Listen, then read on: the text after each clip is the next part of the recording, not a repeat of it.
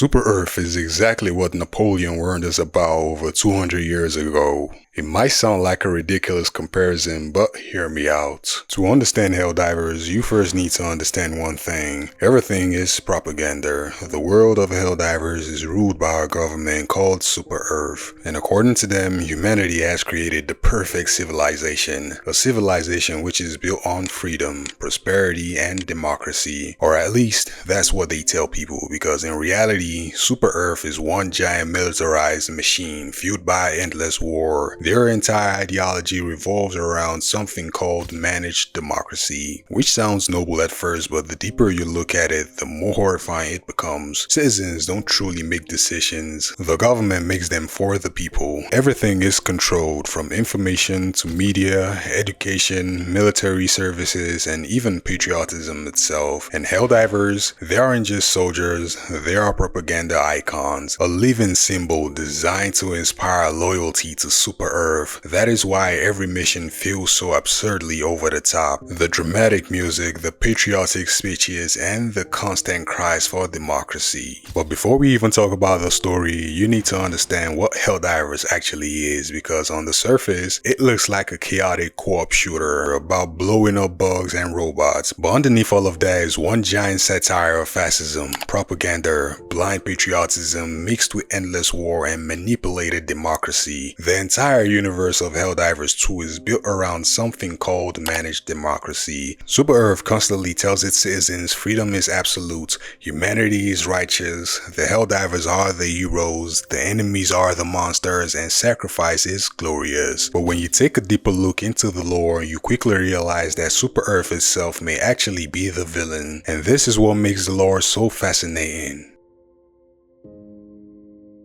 The events of the Helldivers happened about 100 years before the sequel. Humanity fought a war against three factions, the Bugs, the Cyborgs, and the Illuminates. But according to Super Earth propaganda, humanity completely won. But this was far from the truth.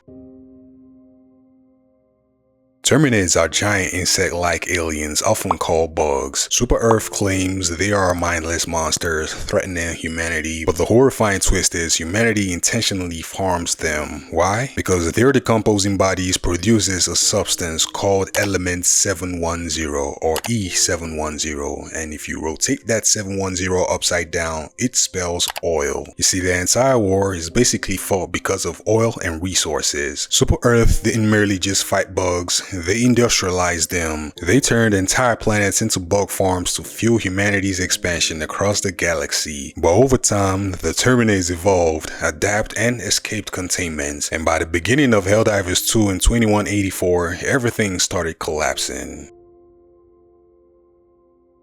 The second major threat was the rise of the Automatons. At first, many thought they were just killer robots, but the lore reveals the Automatons are connected to the old Cyborg faction from the first game. The Cyborgs were active humans who rebelled against Super Earth's authoritarian rule, but Super Earth crushed them, enslaved them, and likely erased most of the historical records about what really happened, which makes the Automatons appear to be the next evolution of that rebellion. Machine soldiers, industrial war factories with endless production lines paired with ruthless extermination campaigns. Their entire aesthetic feels cold, Soviet-inspired, and industrialized. But unlike the bugs, the Automatons hate humanity consciously, and they launched one of the deadliest wars Super Earth had ever seen. When Helldivers 2 launched in February 2024, players were thrown into a live war. This was the genius of Arrowhead storytelling because there wasn't a traditional campaign. The community itself became the story, and every major order, planet defense, victory, and failure became the canon lore, and that move made the war feel very real. Then came the planet that changed everything, Malevelon, which was nicknamed Robot Vietnam. This planet was filled with dense jungles, constant death, laser firing throughout the skies, and explosions everywhere. Helldivers died by the millions trying to liberate it, and because the game's galactic war updated in real time, Malevelon became a genuine cultural event. People mourned it and made propaganda posters for it.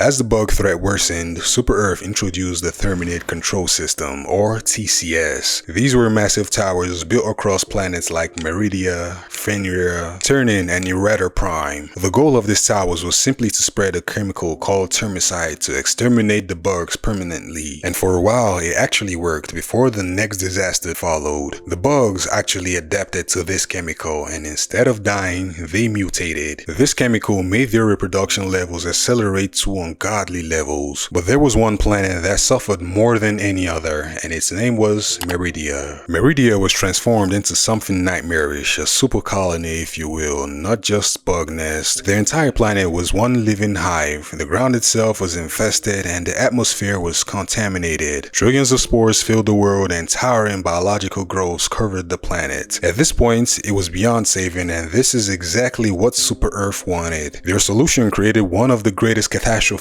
in the galactic history, but instead of admitting failure, they escalated. Super Earth approved the use of something called dark fluid, and immediately the Helldivers were sent directly into Meridia. Their sole mission was to inject dark fluid into the planet's core. The operation was successful, but the result was devastating. Meridia collapsed into a gigantic black hole known as the Meridian Singularity, and just like that, a whole planet was erased from existence. Then came the moment many Helldivers had feared for many years, the return of the Illuminate. The Illuminate are ancient alien beings far older and more technologically advanced than humanity, and according to older lore, they originally approached humanity peacefully, but Super Earth accused them of possessing weapons of mass destruction and launched a genocidal war against them. Humanity stole Illuminate technology after nearly exterminating them, including the FTL technology that allowed Super Earth to conquer the galaxy. The survivors vanished for a century, but Meridian's black hole changed everything. The Meridian Singularity became a gateway, a rupture in space, and through it, the Illuminate returned. This time, not as diplomats or refugees, but as beings consumed by hatred and revenge. You see, their new form were horrifying. They had floating physique creatures, advanced energy shields, mind-controlled slaves, wrapped human mutations called voteless, and alien architecture appearing across human worlds. The Illuminate completely felt different from the bugs and automatons. They weren't brute force, they were eerie and mysterious. They felt almost cosmic horror inspired, if you will. The first Illuminate assault happened on Calypso. Helldivers fought desperately to stop the invasion, and they succeeded, but barely. And it quickly became obvious that Calypso was just the beginning. The Illuminate weren't invading planets traditionally. They were conducting raids, abductions, and psychological warfare. The Helldivers then began to notice something terrifying, which was the Meridian Singularity was actually moving. You see, one of the greatest ongoing mysteries in the lore was the realization that the black hole itself had become weaponized. Entire planets were destroyed by its gravitational path. Worlds vanished and colonies were consumed. Super Earth desperately tried to stop it using experimental technology. Helldivers fought major orders attempting to contain the singularity before it reached humanity's core worlds, but eventually it reached Super Earth, which led to the invasion of Super Earth. This was the moment everything had been building towards. The Illuminate launched a direct invasion of Super Earth itself. Megacities burned, billions died, urban warfare consumed humanity's capital world, and for the first time, Helldivers fought inside massive city environments. The war was no longer out there in distant systems. Now home was under attack, and according to the lore, only 2 megacities survived the assault. Humanity technically won the battle, but it was a devastating victory, and from here, the illusion of Super Earth's invincibility was shattered forever.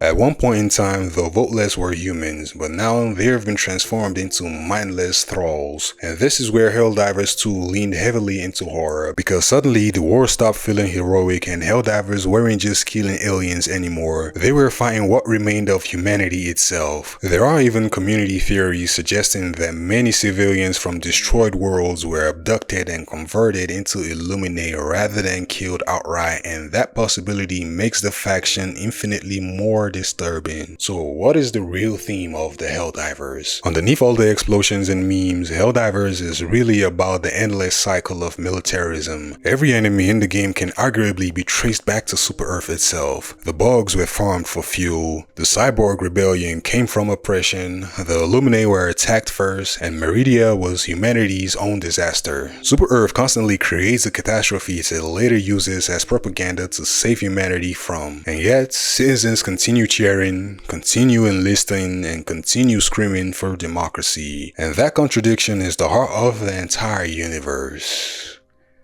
Please, if you enjoyed this video, kindly hit that like button, hit that subscribe button, and hit that notification bell icon so you can get notified when I upload videos like this, as I am trying to hit 1K subscribers by the end of this year. And until next time, peace and love.